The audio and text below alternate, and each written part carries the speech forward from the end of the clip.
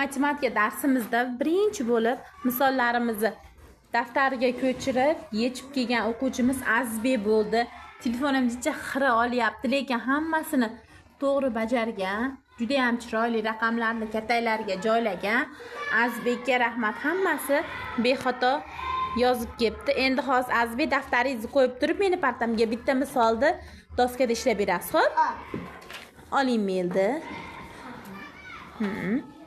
Bitta xohlagan misolingizni bo'yingiz yetganini ishlab bering bizga.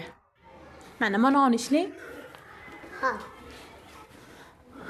Ayting, 6dan 6dan ayrimiz 3 ta. Ha, necha bo'ladi o'g'lim? 3. Juda to'g'ri. Keyingisiga. Adashsiz. Keyingisi katakka 6/3 ga yozing.